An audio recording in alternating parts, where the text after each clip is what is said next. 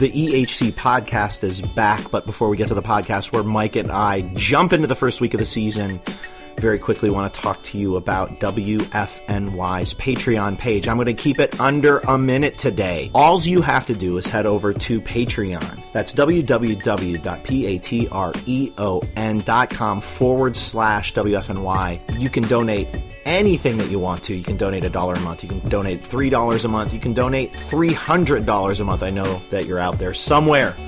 We're sitting at 58 patrons right now. You can join the fray and help out the site. Go to www.patreon.com/WFNY. Now, Mike and I are going to be talking to you about the beginning of the season. Is it time to trade Edwin Encarnacion? Hot take. Hot take. Here's the podcast.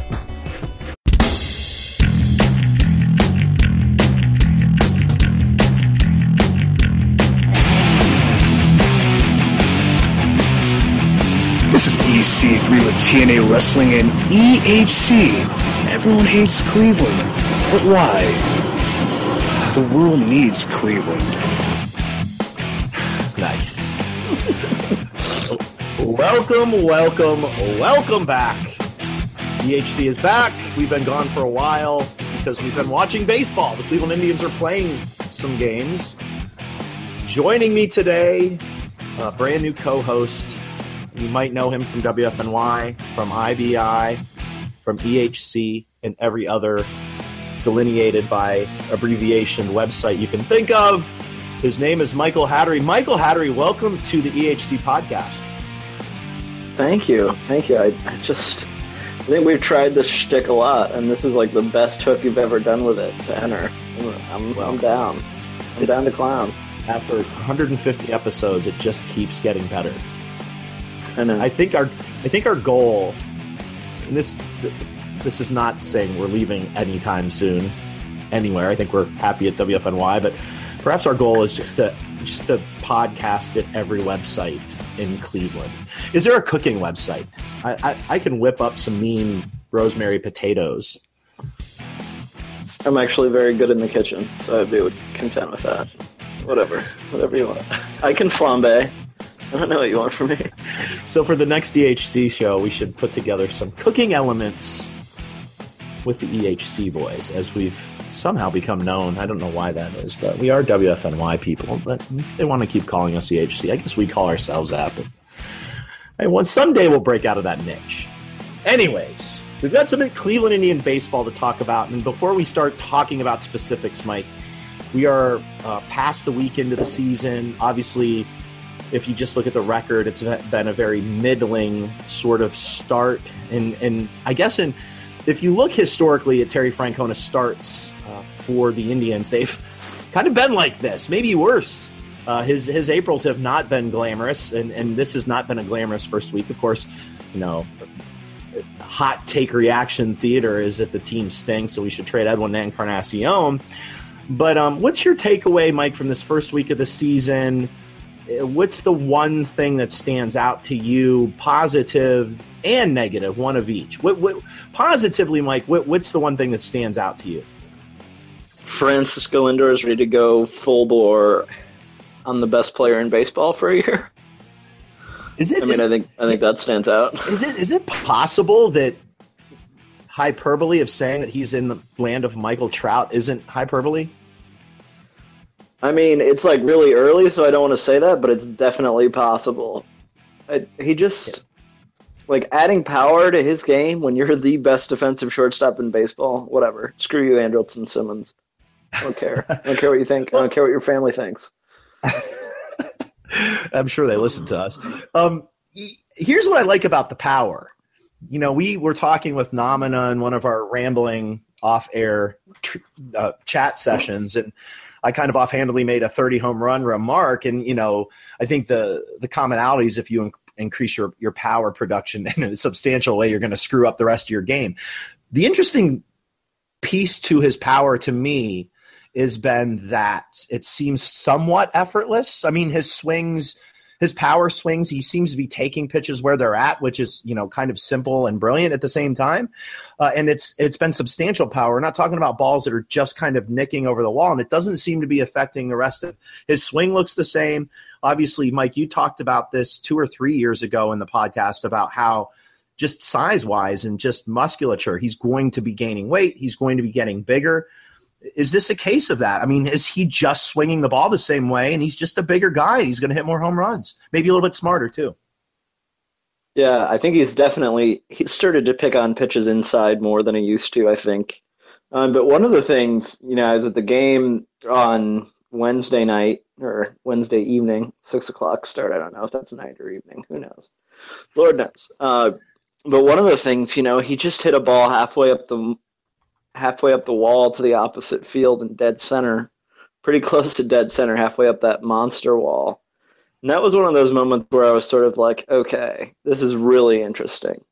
Because I think we just see someone who's getting a lot stronger. He's not just picking on pole field. He's not just picking here. I mean, this dude is just getting stronger and stronger. He's hitting the ball with more and more authority. The exit velocity is increasing. I mean, just really positive outcomes. And I think what's really interesting is, he's really been the only hitter who's been hot for the Indians. Yeah. Everyone else has underperformed, for the first 8 games. And that's been fine. I mean, that's going to level out. That's how it goes. But the Indians are 4-4, and they really haven't had a good offensive performance from anyone but Francisco Lindor and, maybe Abraham Almonte a little bit. Santana, the first series, was hotter than a fire. That's fair. Maybe That's fair. the hottest hitter in baseball.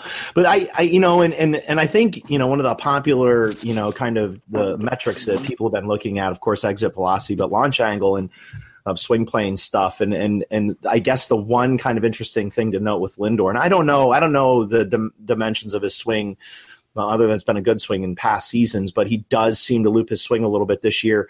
But I don't feel like, and you can talk a little bit more about this, Mike, but I feel like his exit velocity's increased. I don't feel like he's changed the swing all that much. It looks like he's got the same swing. Obviously, mentality-wise, you can see that he's kind of taken a different approach, especially when it looked like he cost Danny Salazar that game during that opening series against Texas. Is this just, talk a little bit about launch angle here. I mean, is the swing plane a little different, or is this just a case of him taking pitches where they're at? Maybe the plane's a little different. I just think this is a guy who, look, when you have guys who are under 20, I'm so boring, right? Like, I have so little insight to add sometimes. And one of the things I've obsessed about over the last couple of years, I shouldn't say that, but one of the things I've obsessed about is like sort of how K-rate relates to a guy who has great bat head control. And with Ramirez and Lindor, I've sort of been really interested to see, I think they're really fun test cases in that they have phenomenal bat head control constantly. And I just sort of think when you're in your early 20s, you have phenomenal bat head control, you're going to get larger.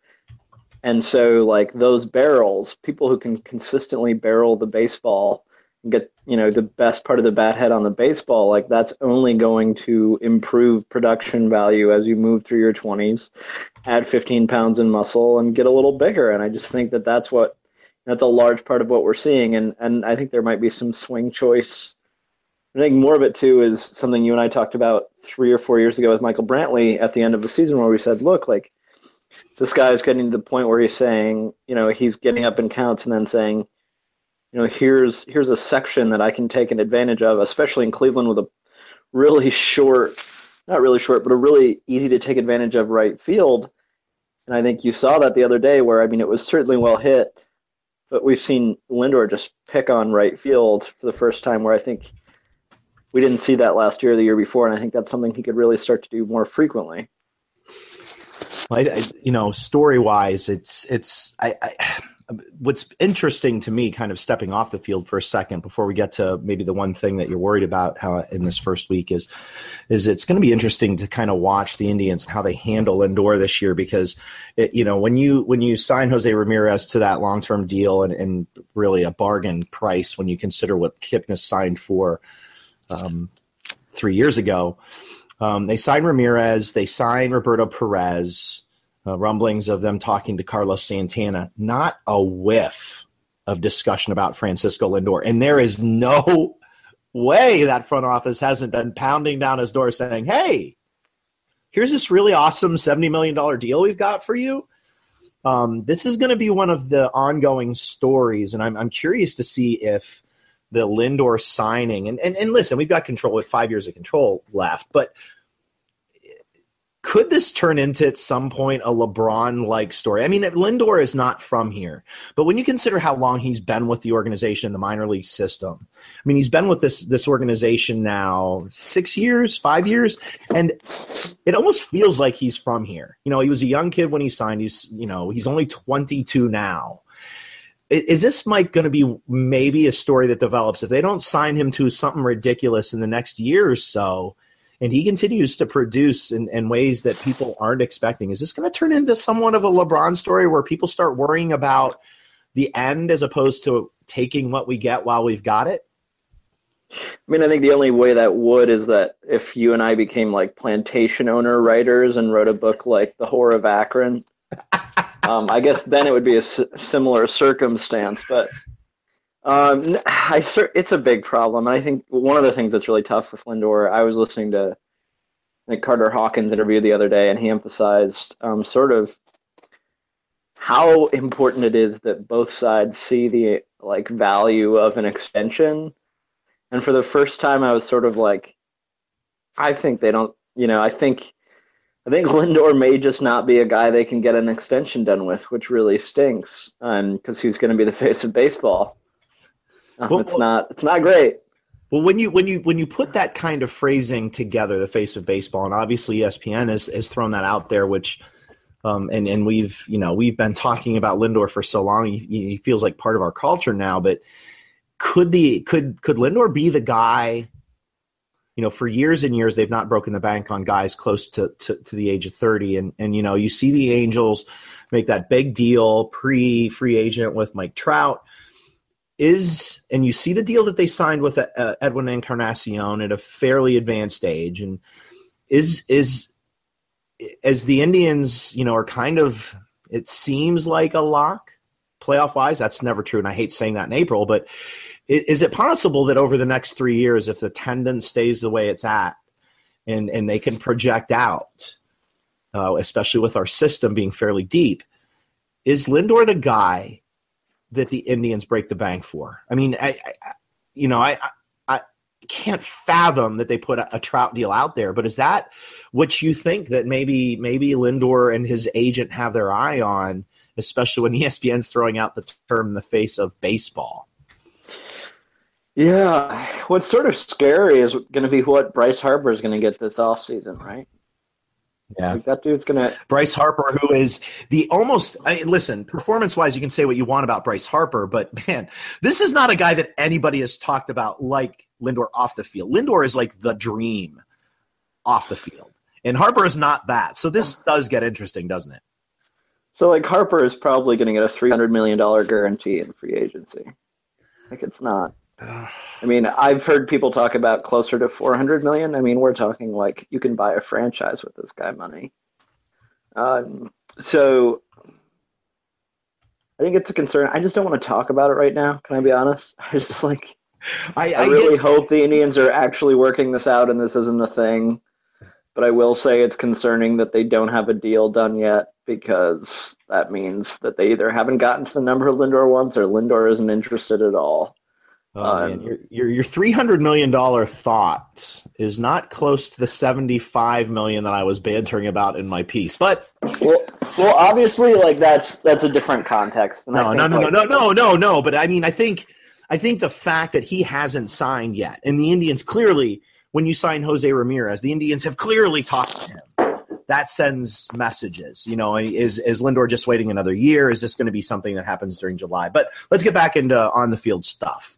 Lindor, of course, being the main positive to start the year. But, Mike, there have been lots of slight concerns. You can look at the rotation pieces right now. I guess you could point to some little things here and there. And I want to get into my positive when you're done. But Negatives, I mean, is it you mentioned on Twitter the other day, you were talking about Encarnacion and his K rate, and this has been a big thing with your metrics over the past 18 months, Mike, looking at K percentage and walk percentage and contact rate.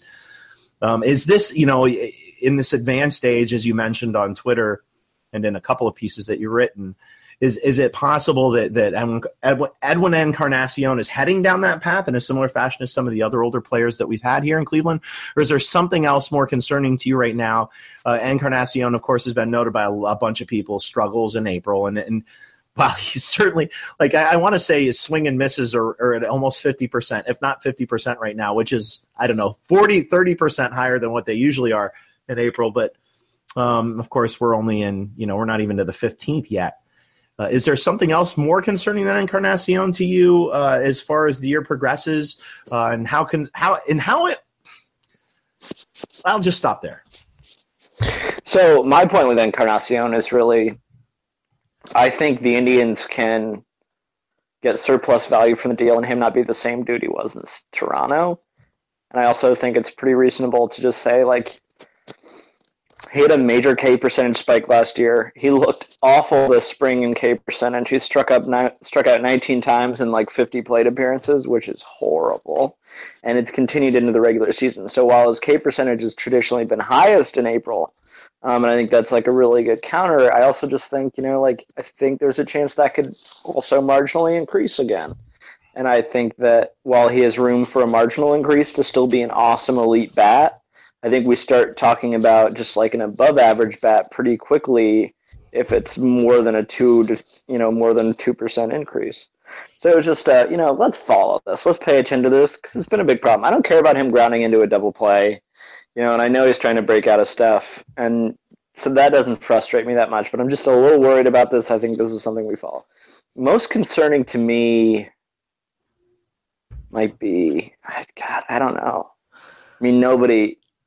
I'm really worried about the human being that is Yan Gomes, and that he hit a bunch of balls really hard early, and then recently he's sort of had that psyche tailspin in the batter's box that we've seen before, where he looks lost, he looks frustrated, and that's to me super scary.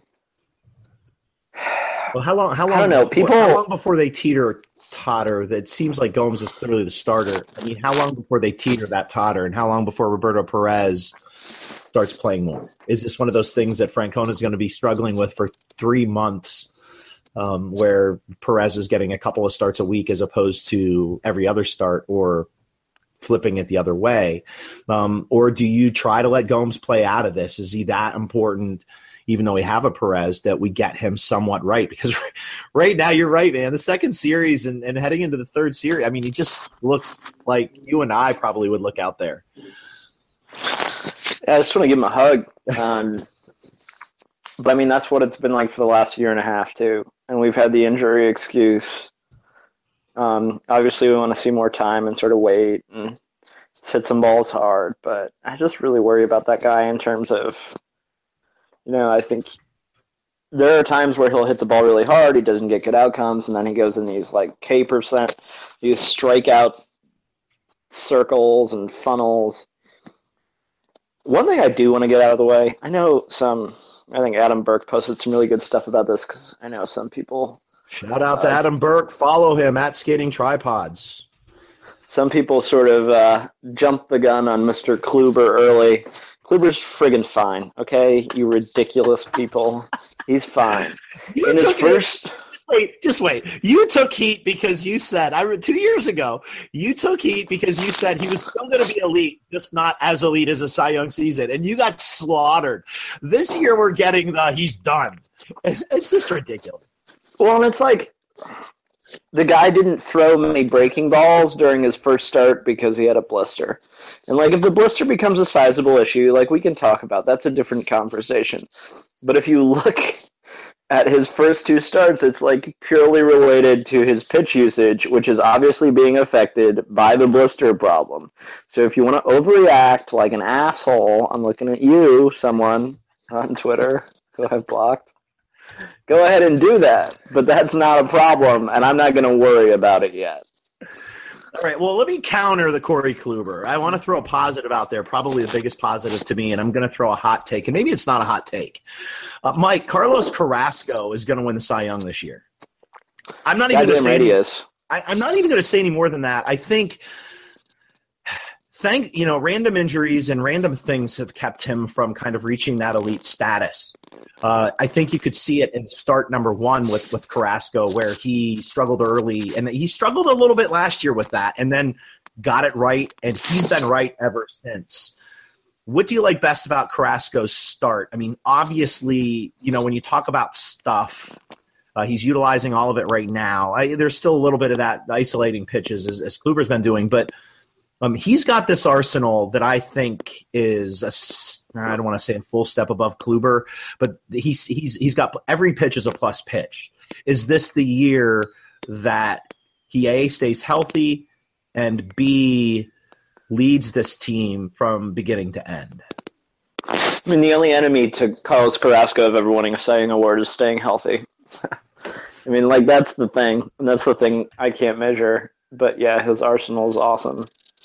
I think, Corey Kluber has won a Cy Young award, was, third last year, has awesome stuff.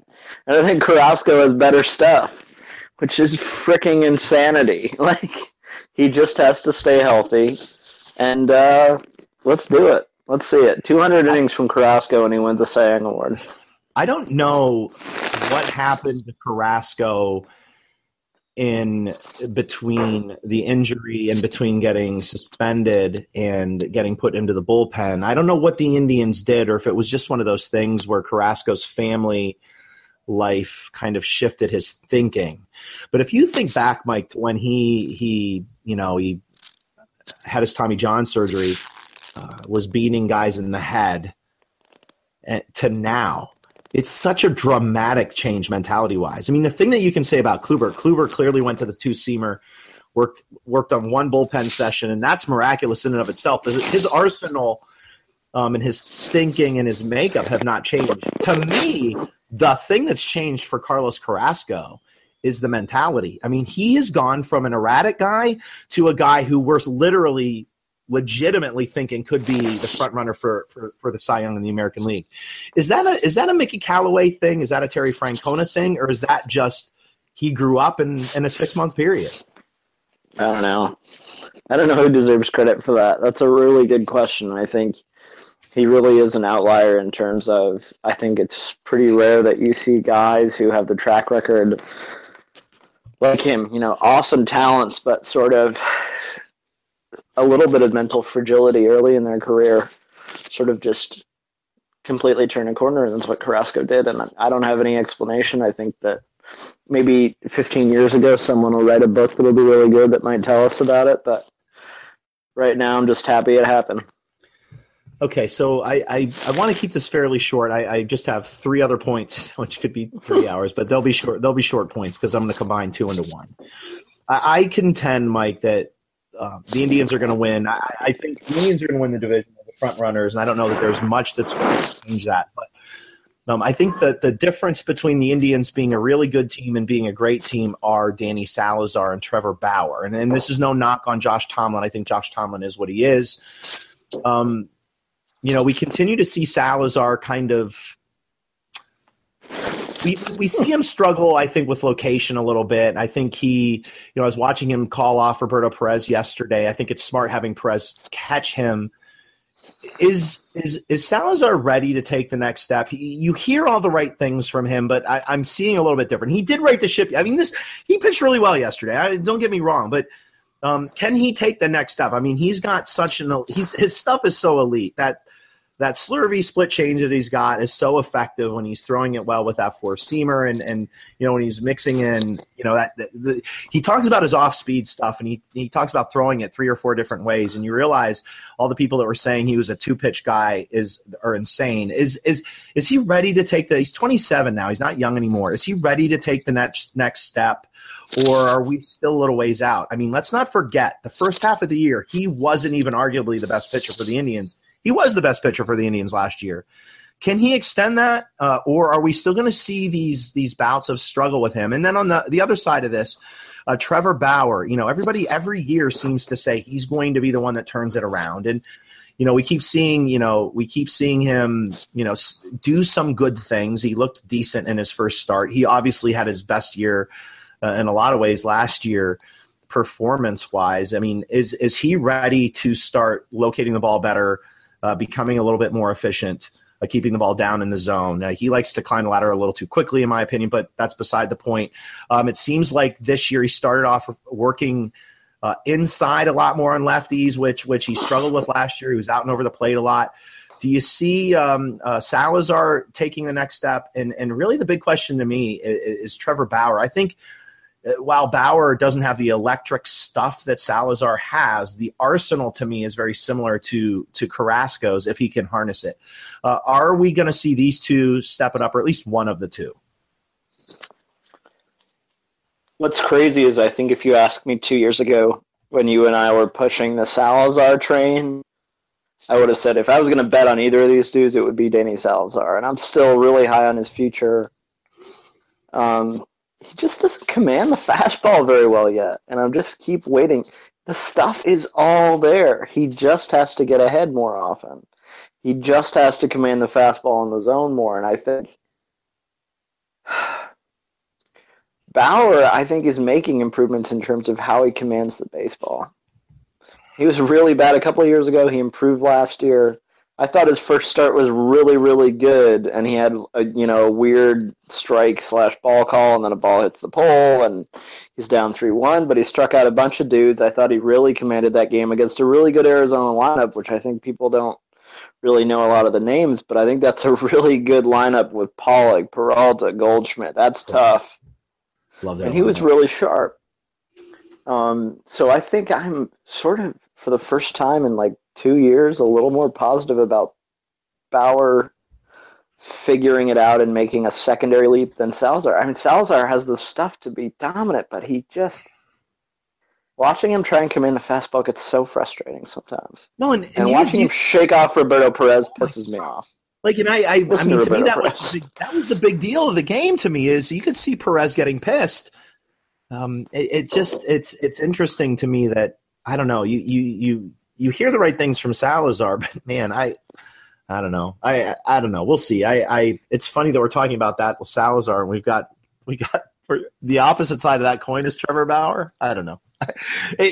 Hopefully one of the two, and I do liked what I saw from Bauer and where he was working his pitches, and he can run into I've got too much going on syndrome when he's on the hill, but he seemed to keep it together really well. I love his fiery spirit as well.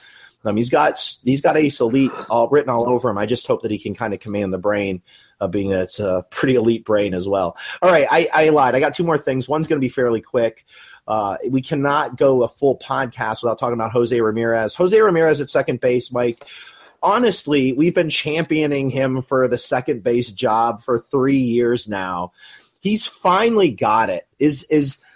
Could this be, and I'm not saying Kipnis isn't going to be back at second this year. He is. But could this be a volley for Ramirez? Could this be something that either Terry Francona notices, how elite he is on a regular basis at second basis defensively? Could this be an opening volley that next year during spring training we could see an opportunity for him to take second base? I'm not going to get into the whys. I'm not going to say, is Kipnis going to move to another position? Are they going to try to deal Kipnis? I'm not saying that. I'm just focusing strictly on Jose Ramirez. If you're going to put your best team together defensively, how does Jose Ramirez not play second base, especially considering what we've been seeing from Yandy Diaz at third? And we've got some other guys down there. Yeah. I got JRam in there and Yandy in there all at once. Yeah. Man. Wait. And I do want to say that I've always, last year really impressed me with how hard Kipnis has busted his ass to be a competent defender at second for a guy who played the outfield into his junior year in college. I mean, that is awesome. But JRam just plays defense at a different level than Kipnis. It's not close. JRam threw a ball running away past second base from center field off balance yesterday. That's harder than Kipnis throws the ball planted sometimes, let alone talking about the range to make that play. They're not on the same level. Ramirez turns double plays so well. If you watch Kipnis over the course of the year, there's going to be 4 or 5 balls. You're going to get super pissed, and that's an out. You're leaving it out on the table. JRam is an elite defender at second base. It's reality. I had some really nice fans in front of me who thought he was a terrible defender there last night until he made that play in the 7th. That was fun. Indians fans, I don't really like sitting in the park with you that much. There's a lot of hot takes. Just a lot of hot takes. But he's exquisite. He's exquisite. So, looking ahead, I wrote a piece 3.5 years ago talking about comparing Jason Kipnis physically to a guy like Greg Jeffries, a former player who was a middle infielder, moved to third, eventually moved to first in the outfield. Could he, is Kipnis a guy, especially when you talk about durability? And this, again, this is a guy who historically has struggled late in the season. I mean, could you see a guy like Kipnis, who is athletic and who works his butt off? He's as blue chip a white collar guy as you can get.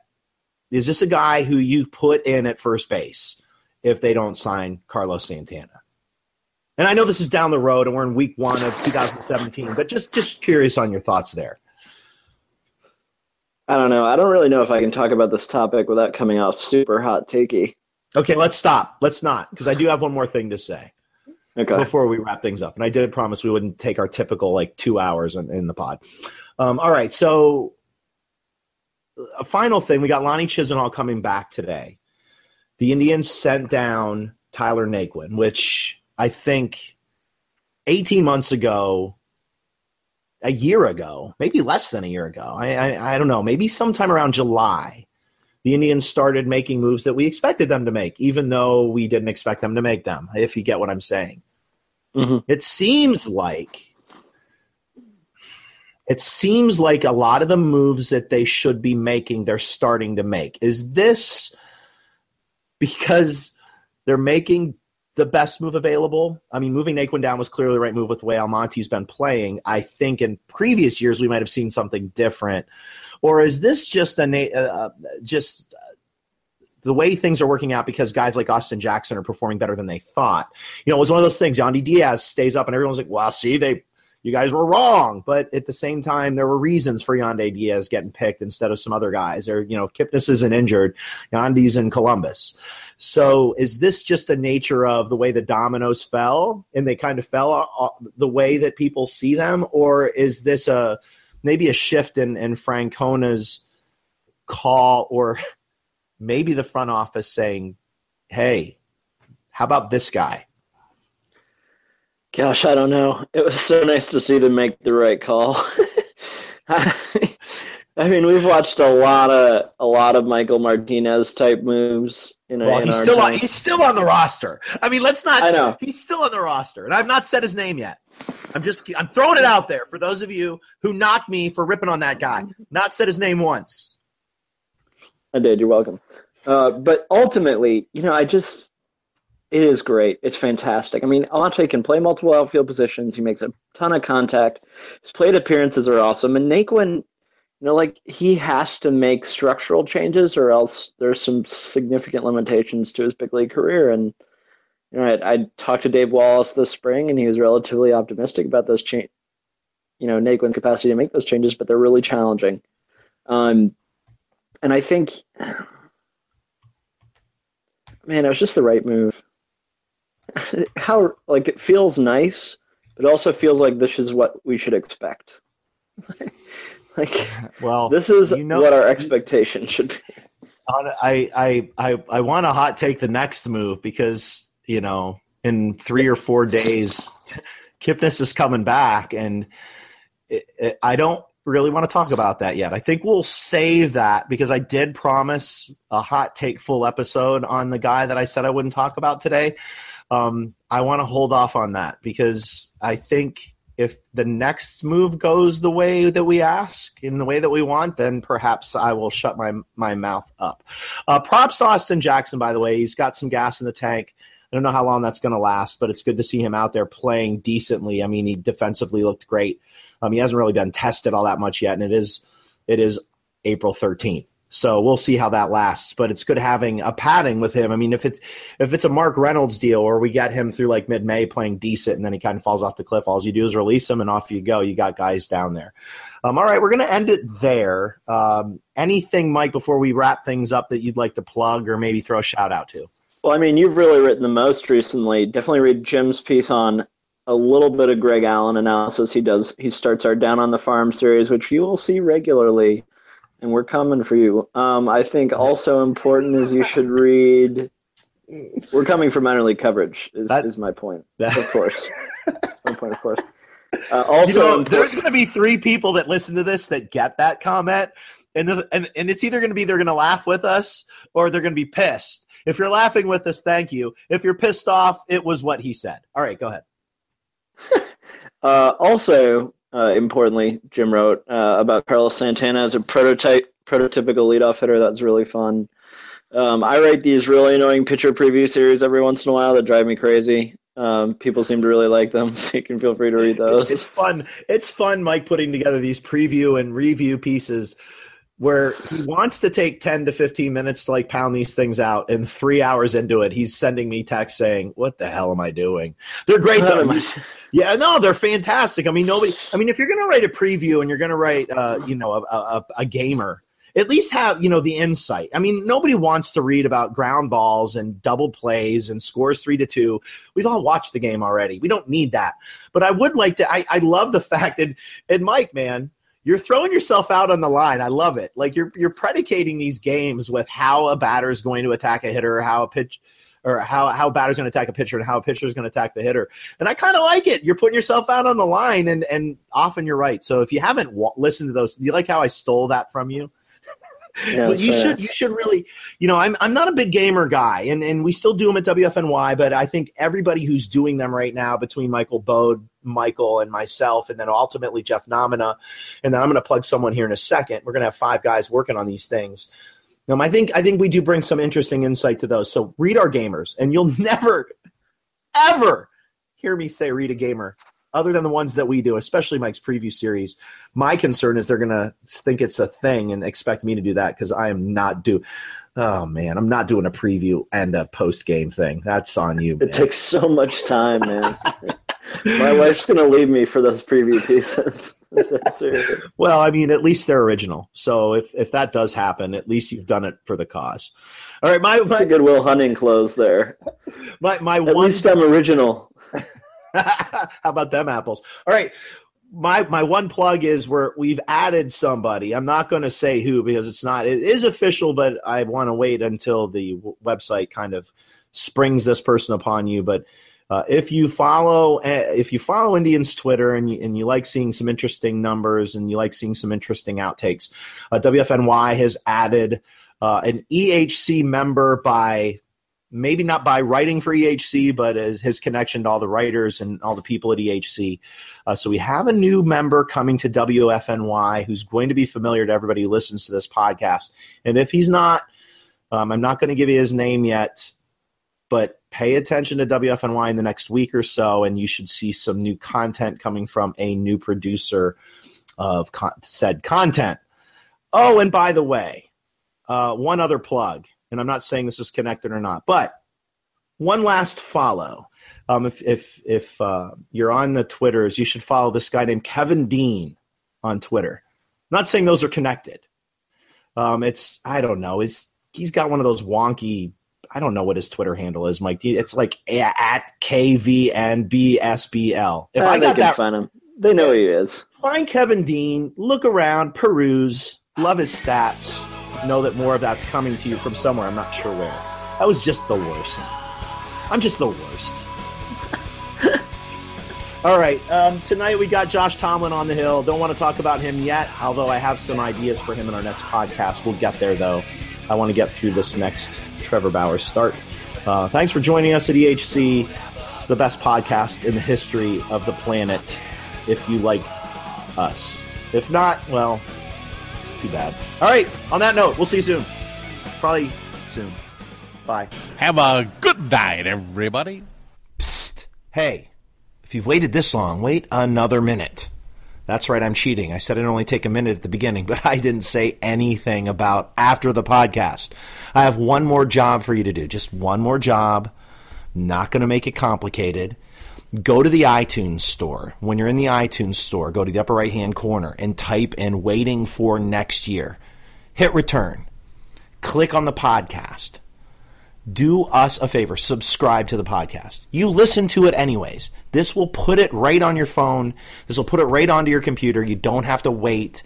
We have 10 to 15 podcasts a month or more at this point. We have 4 amazing shows with some random ones in between. Please, please, please subscribe to the show. Then do us 2 better.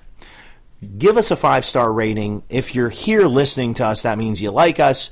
Give us that 5-star review, and then do us even one better than that and type something in. Tell us what you like. Tell us what you want us to improve. What that'll do is it'll bump us up. When you type in any sort of Cleveland podcast, we already show up, but we want to be that first one you see. We'd love for us to just start showing up as one of the best podcasts outside of Cleveland. And I know that sounds like a pipe dream, but our numbers are increasing daily, and you can help us take it to the next level. So if you've listened this far, obviously you're a fan, or you just love my voice, or you just don't have anything better to do, or you fell asleep, which is probably the most likely occurrence, and you just woke up now wondering, why the hell is Jim P talking to me and not about sports?